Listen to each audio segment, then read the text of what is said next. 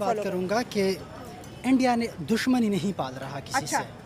ये तिजारत करता है, ये अपने दोस्तों को ढूंढता है, ये उन मुल्कों के साथ फॉरेन पॉलिसी बनाता है जिनसे उनका सेल्फ इंटरेस्ट हो। ये नहीं चाहता कि अमेरिका अपनी उंगलियों पे नचाए, रूस नचाए, नहीं नचाता। अगर उनको अमेरिका से कुछ मिलता है तो इंडिया उधर उस तरफ जाता है, अगर उनको रशिया की तरफ से मिलता है तो उधर चला जाता है। अब इसको देखो कि अगर पाकिस्तान ये इंडिया के साथ तिजारत करना शुरू करें, इमेजिन करो अगर उनका ख़जाना पागल हो रहा है तो हमारा भी होगा। हाँ, बॉर्डर से आर पार चीज़ें जहाँ ठीक है तिजारत होगी हमारी, ये हमारा ख़जाना भी बढ़ सकता है। ठीक है। दूसरी बात, वो आईटी में इन्वेस्ट कर रहे हैं, हम किस में इन्वेस्ट कर रहे हैं पता है आपको? किस में? वेपन्स में इन्वेस्ट कर रहे हैं, लोगों को एक्सट्रीमिस्ट बना रहे हैं। मजहबी एक्सट्रीमिस्ट, मजहबी बना लो, सोशल बना लो, कल्चरल बना लो, कुछ भी, हम सारे एक्सट्रीमिस्ट है। You can say that might be an religious point of view और कल्चरल और एथनिक लेवल। एथनिक लेवल का कितना एक्सट्रीमिज्म है पाकिस्तान में? किसी भी एथिक्स ही नहीं है। सही बात है, करेक्ट हो गया। हाँ, तो मेरे ख्याल में इंडिया जो आजकल इन्वेस्ट कर रहा है, आईटी के अंदर इन्वेस्ट कर रहा है। आपको पता है, मैं आपको एक और फिगर आपको बता दूं क्या कि सऊदी अरबिया पेट्रोल से इतना पैसा नहीं कमाता जितना इंडिया आईटी से कमाता है। इतना प्रोडक्ट वो आईटी का बाहर बेचते हैं। हाँ।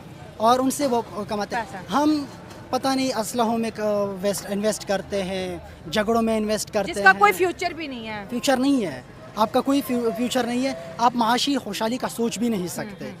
माशी खुशहाली विल रिमेन अ ड्रीम। आधे से ज्यादा लोग मेंटल हो गए हैं इस पाकिस्तान में, ये रिपोर्ट आई हुई है।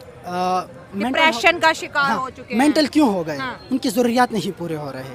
कोई बिजली का बिल नहीं अदा कर सकता, कोई गैस का बिल अदा नहीं कर सकता, कोई अस्पताल नहीं जा सकता वो अपना इलाज करवाए, अपने बच्चों को अच्छे स्कूल में नहीं भेज सकता। पाकिस्तान में 3 करोड़ से ज़्यादा बच्चे स्कूल से बाहर हैं। कितनी अफसोस की बात, बहुत अफसोस की बात है ना। बात ये है कि जो इंडिया का बिजनेस स्टाइल है ना, वो बड़ा कंफर्टेबल है। वहाँ पे बिजनेस वालों को फैसिलिटेट किया जाता है। वहाँ पे जो काम करने वाली बड़ी बड़ी इंडिया जो कंपनीज हैं, जैसे किया है, बहुत सारी और इंडस्ट्री है, वहाँ पे उनको तंग नहीं किया जाता, वहाँ पे उनको रिश्वत नहीं ली जाती, वहाँ पे करप्शन नहीं है, वहाँ पे वो फैसिलिटेट करते हैं। हमारे मुल्क में क्या है, थोड़ा सा कोई काम करता है, तमाम सरकारी अदारे उसके पीछे पड़ जाते हैं, काम नहीं करने देते।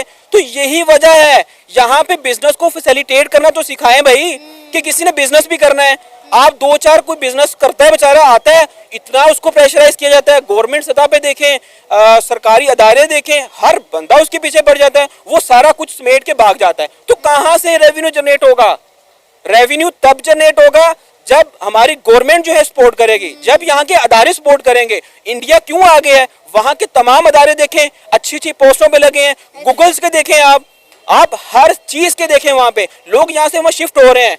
कहाँ चला गया 1 रुपया हमारा एक वहाँ का कितने चला गए? तो यही वजह है। खुदारा गवर्नमेंट से अपील है, फैसिलिटेट करें बिजनेस को, कुछ कमाएं वो, ताकि रेवेन्यू जनरेट करना पड़े और हमें डॉलर्स के लिए भीख नहीं मांगनी चाहिए। सर, अब यही बात तो मैं कह रही हूँ कि 1947 में दोनों मुल्क एक साथ आज़ाद हुए और हर बड़ी से बड़ी फैक्ट्री इंडिया के अंदर लगी हुई है, और पाकिस्तान में कोई भी इन्वेस्टर आने को इन्वेस्ट करने को तैयार नहीं है। उसकी सबसे बड़ी वजह तो ट्रस्ट इश्यूज है, क्योंकि इन्वेस्टर को ये लगता है कि हम लोग उनका पैसा खा जाएंगे, लिहाजा वो यहाँ पे जो है इन्वेस्ट ही नहीं करते। इंडिया के प्राइम मिनिस्टर नरेंद्र मोदी, मैं कहती हूँ, कमाल की शख्सियत है। 3रा टेन्योर उनका चल रहा है और उन्होंने अपनी सीट बेल्ट बांधी हुई है। आए दिन वो किसी ना किसी मुल्क के विजिट पर होते हैं और मजीद अपने मुल्क के लिए डील कर रहे होते हैं। अभी आप देखें, वो सिंगापुर में जाकर सेमीकंडक्टर की डील साइन करके आए कि हमने इंडिया को सेमीकंडक्टर हब बनाना है, सेमीकंडक्टर की दुनिया में इंडिया का नाम बनाना है, और हमारे सियासतदानों को मांगने के अलावा फुर्सत ही नहीं है।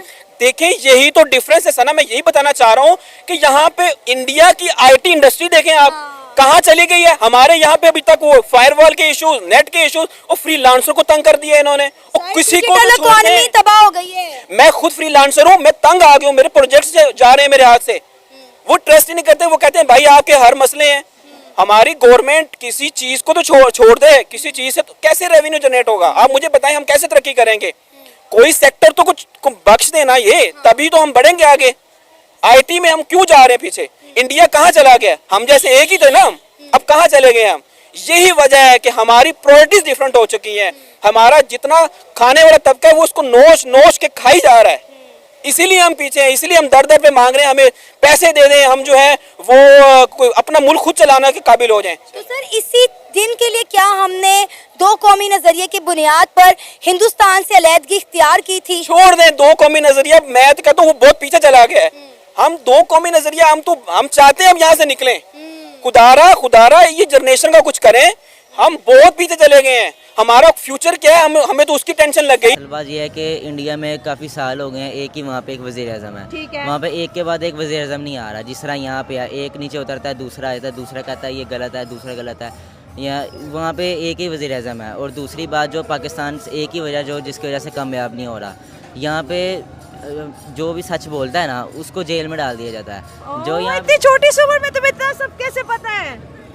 बस जो यहाँ पे जो है ना सोशल मीडिया ने बड़ा की रोल अदा किया है। अच्छा, जो सच बोलता है उसको अंदर कर दिया जाता है। अच्छा, फिर अब इंडिया में क्या हो रहा है ये बताओ।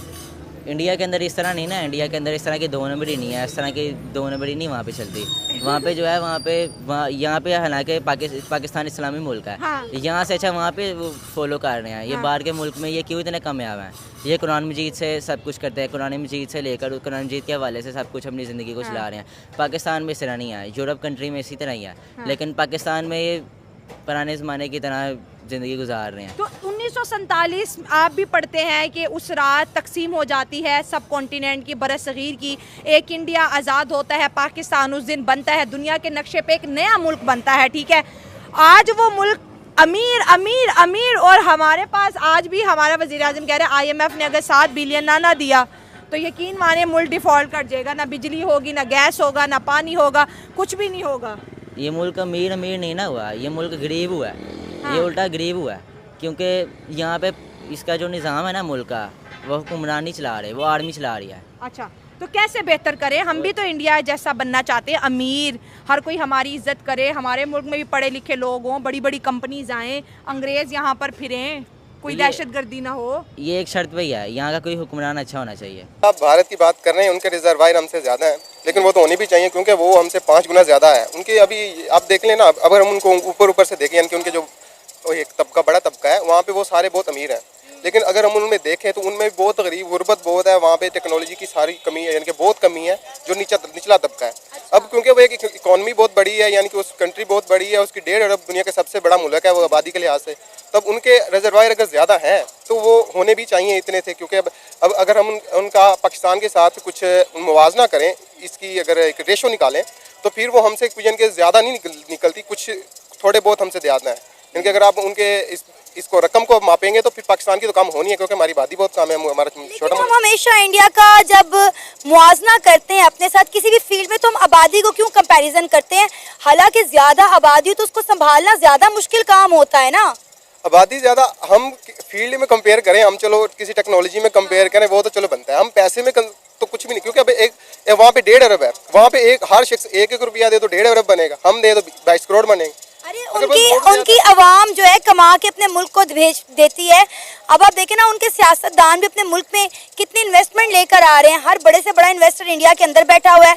उनका IT का आप निज़ाम देखें, आप उनका साइंस एंड टेक्नोलॉजी का निज़ाम देखें। जी वो तो है, क्योंकि आप देखें ना मुल्क बहुत से यानी कि बड़ी बड़ी कंट्रियाँ, अमेरिका जो हम चलो कहते तो हम, लेकिन मानना तो हमें पड़ेगा ही, वो बहुत अच्छी हैवी कंपनी है, दुनिया को कंट्रोल तो कर रहा है, लेकिन इंडिया के साथ उसकी बनी हुई है। हम तो उसको आगे दिखाते हैं तो हमने हमारा मसला तो बनना है। अब अगर वो हम कहते हैं उनकी इकानमी ज़्यादा है तो उनके अपने, अब उसमें हम सिर्फ ये नहीं कह सकते उनके जो वज़ीर आज़म है नरेंद्र मोदी बहुत बड़े अच्छे इंसान है, यानी अच्छे लीडर हैं। ये अच्छे लीडर नहीं है, हो सकते हैं वो अच्छे लीडर होंगे, लेकिन एक सिर्फ लीडर मुल्क को नहीं चलाता, मुल्क के पूरी इसमें पूरी कबीना होती है, बहुत सारे लोग होते हैं। अब हमारी जो असल हुकूमत है वो चेंज नहीं होती। असल हुकूमत ये नहीं है, असल हुकूमत सेक्रेटरी होता है, जनरल सेक्रेटरी वो होते हैं, वही मुल्क के सारे निज़ाम लेते हैं। जो बड़ा ऊपर होता है ना एक, यानी कि वज़ीर या वज़ीर आज़म, उसने आगे सिर्फ साइन करने होते हैं, बाकी सारी तजावीज़ नीचे वाले बंदे ने देनी होती है। अब हम अगर हमारा वही वाला हमारी जगह वो चीज़ हमारी सही नहीं है तो हम कैसे कह सकते हैं हमारे वज़ीर अच्छे नहीं है, वज़ीर आज़म अच्छा नहीं है। अब अगर हम किसी अपने कहते हैं हमने अपने मुल्क की बिल्डअप करना है तो हम सिर्फ ऐसा नहीं कह सकते यार नवाज शरीफ आ जाए, वज़ीर आज़म आ जाए तो फिर हो सकता है। ऐसा नहीं, कुछ भी नहीं हो सकता अगर जब तक हम सारे उसके नीचे कबीना, उनके सारे जो सेक्रेटरी यानी कि पूरी आवाम एक नीचे लो लेवल तक इंसान को भी बदलना पड़ेगा, फिर जाके कुछ हमारी हो सकती है बेहतरी।